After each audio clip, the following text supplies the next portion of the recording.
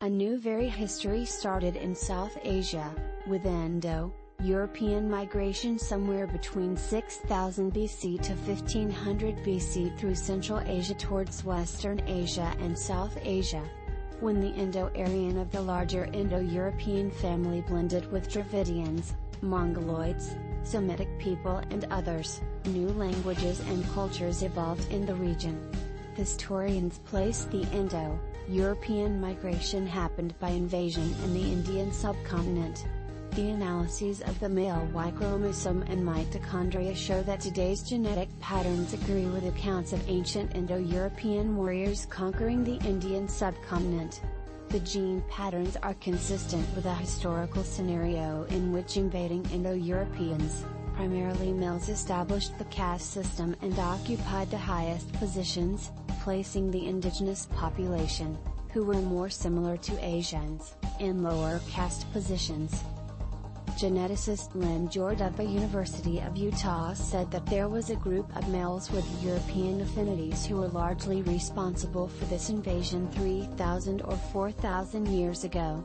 If the women were with the invaders, he said, the evidence should be seen in the mitochondria genes, but it is not evident. The invaders apparently shoved the local men aside, took their women and set up the rigid caste system that exists today in India. Their descendants are still the elite within Hindu society.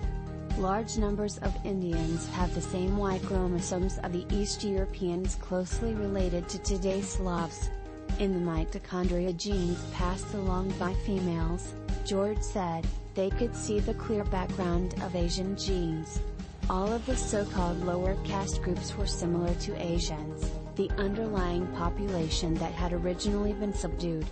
A European friend of mine recently joked, though Indians are largely mixed people descended from Indo-European, Dravidian and other Asian natives, they don't like this and have legends of racial purity to compensate, much like our northwestern Europeans. He quipped, sometimes some of those Europeans think of themselves as the real Aryans when they are in fact, like the Indians, a mixture of invading Indo-European blood from the eastern part of Europe with the native stock of the old Europe. Times change, and civilizations rise and fall, and often leave no traces of their former grandeur, but the human population is growing. What is good in the human migration and cross-fertility with other fellow humans is always the survival and growth of the human race itself. The genetic variability, which they bring when they mix together, is beneficial to the mankind by its biological diversity, which helps species to survive. Naturally, in different geographical areas gene pools differ due to genetic drift, and in their migration they are passing to other fellow humans the beneficial traits. The humans after their great migration time to time crossed over the world and mixed together and helped the survival of the whole human race.